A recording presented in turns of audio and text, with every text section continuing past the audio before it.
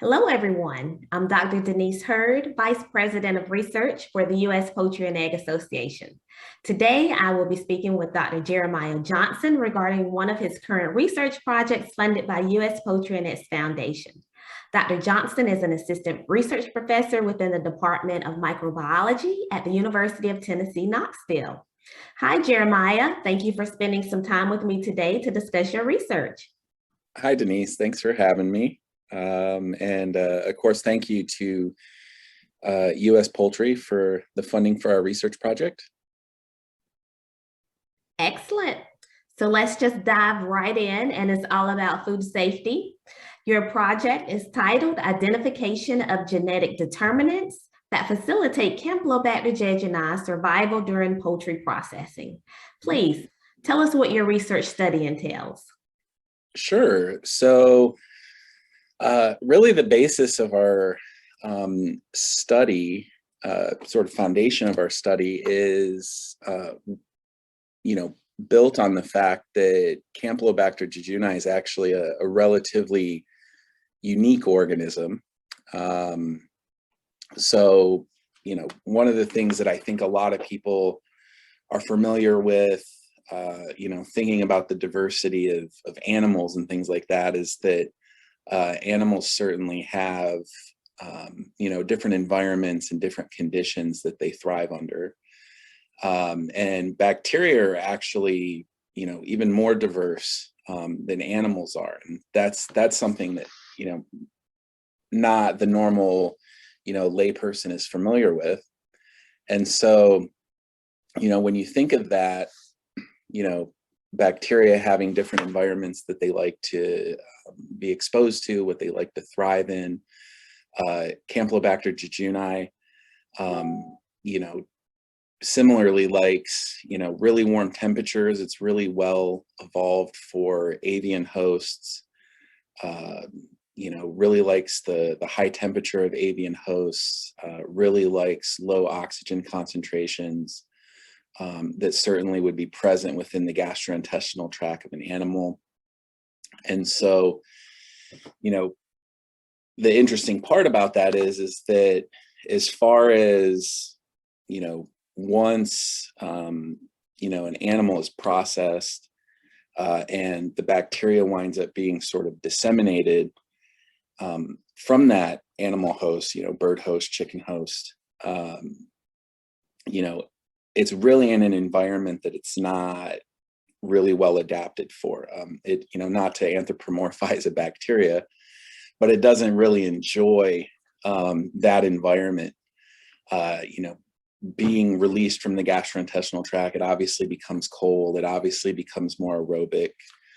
And so the project that we're doing is really based on the fact that Campylobacter isn't really well suited for, growth or survival outside of the chicken. And so, what can we do to identify the genes that Campylobacter uses to really survive in those environments and stay viable enough following processing and during storage of meat to remain infectious on food until, of course, potentially could be eaten by a consumer. And so, the first project or goal of the project is really just trying to identify these genes. We have, we're able to make mutations across most of the genes of the Campylobacter genome. So gene X, gene Y, gene Z, we can inactivate all of those genes randomly, and then subject those mutants of Campylobacter jejuni and find out which ones are decreased for survival under conditions that sort of mimic the storage that it would experience after processing, and of course within a grocery store. And so, we can identify those genes. That's the first part. The second part of the project is, typically when we identify those genes, again, using sort of storage-like conditions, It's all done using very laboratory-based culturing techniques. But in the second one, second goal of the project, we're actually moving more towards actually putting the bacteria on poultry meat and being able to see, in that more real life type of scenario, does an activation of gene X or gene Y or gene Z or whatever gene we identify, does it actually affect survival on that meat? And then the third project, or third goal of the project is, once we really start identifying genes that promote survival during processing and of course during storage, if we go back to a chicken, for instance, and use a mutation of that gene, whatever gene it is, does that mutant of Campylobacter jejuni colonize chickens as efficiently as the original strain? And of course, the big question there is that, we want to find something that is effective for survival, but we don't necessarily want to find something that is effective for actual colonizing the chicken. We want to find something that's very unique to just survival during processing and storage, so that, maybe in the future, and I'll talk about this a little bit later, but, is there a potential to use those mutants as maybe a probiotic? Colonize the chicken, if the mutant is colonization proficient, colonize the chicken, and then use the fact that now that chicken is colonized with Campylobacter to maybe exclude other strains of Campylobacter that can survive processing and can survive storage. Exclude those, and then when that chicken winds up being processed in that mutant version that we've created and colonized the chicken with, once it winds up being released during processing and storage, it's essentially a dead end for that strain. So that's really the three main goals of the research project funded by US Poultry.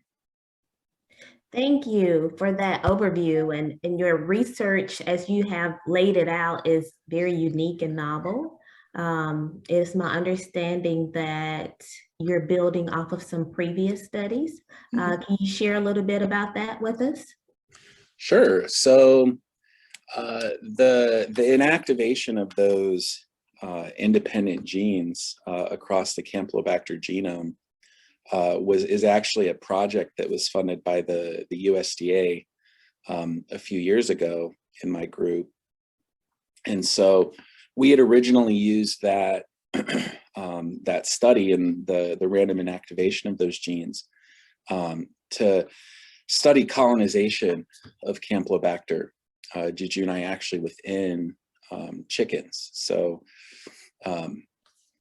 what genes are required for colonizing the chicken was the big goal of that original research. But the nice thing about that is that those series of mutants that we made, and I'm talking about thousands upon thousands of mutants that we have stored in the lab, we can actually go back, since they're archived, and use those exact same mutants that were USDA funded for that chicken study to now answer the unique question of what genes are required for survival and storage. So that was really the early work that did that, or that supported the development of that mutant library, is what we would call it. And then certainly during the process of all that, developing the skills to make unique Campylobacter jejuni mutants, so that we can very specifically ask the questions about what genes are required for survival. All of that is, really the foundation sprung from that USDA funding that we received. Excellent. And Campylobacter and Salmonella mitigation and control strategies are definitely a hot topic right now. There's lots of research going on within the industry in this area. And I said a little bit earlier that yours is quite unique and novel, but can you go a little bit more in depth and explain how your project is different? Sure. So, a lot of, and, disclaimer, I don't know everything that's going on out there. Uh, but, uh, there's really sort of two groups, it seems. One group that tend to be, the more Campylobacter centric group, people who, are geneticists that, do a lot of work on understanding, what genes does Campylobacter need for certain behaviors or traits or whatever. They tend to focus a lot on chicken colonization, which, like I just said, is sort of how we started in this field. And then the second group are, really people who tend to focus a lot on, sort of survey type studies, characterizing microbiomes of poultry to try to see how a microbiome might be more or less favorable to Campylobacter colonization, or studying, what sort of, litter strategies can we develop that might not support Campylobacter survival. And so, really what we're doing that I think is somewhat unique is that, we're really bridging those two areas.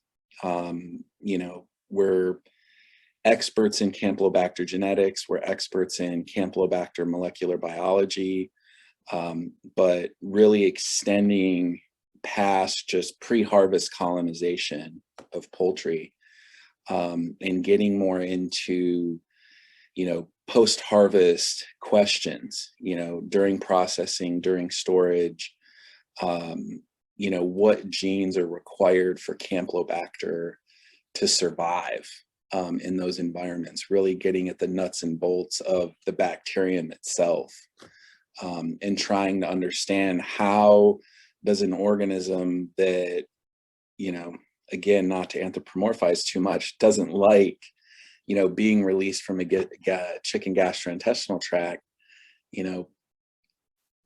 how does it still manage to survive to adequate numbers to remain infectious, right? And so really building off that, expertise of ours to start asking some of those post-harvest questions is certainly unique. And then, just because of that expertise, really being able to get to what is the exact gene or set of genes that promotes that survival, and then using that genetic information from the bacterium to then sort of work backwards and say, well, if we know that gene X is required and we know that gene X probably does this thing, how can we use that information to then inform, how the chicken is processed or how the chicken is stored, that might actually counteract some of the viability, reduce the survival of the Campylobacter actually in the meat products so that it makes food safer. Again, not knowing everything that's going on out there, that's, really one of the only times I've heard of kind of a similar approach. And that really leads right into the next question that I have for you. So let's say a year and a half, 2 years down the road, you've completed your research project and it has been successful. All of your objectives have been met and complete. What is it that you hope to then be able to provide the poultry industry? What is the project, or what is the product, or what is the information that you hope to give back to the industry from this work?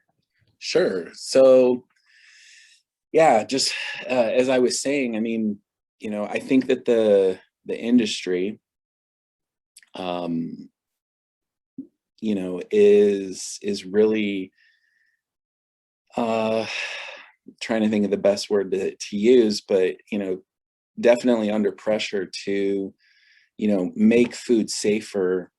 But, you know, unfortunately, in a world where, you know, there's increasing respect for not using clinically available or clinically relevant, I should say, clinically impactful antibiotics in agriculture.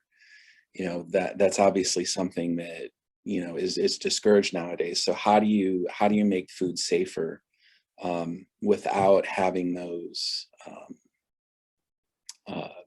tools, right? And so, you know, with all of this, as I was just saying, you know, we want to be able to, you know, take a more targeted approach, take a more, you know, scientifically informed approach to say, okay, you know, we know what the bacteria needs to survive after, you know, the bird's been processed, you know, during the storage of the meat.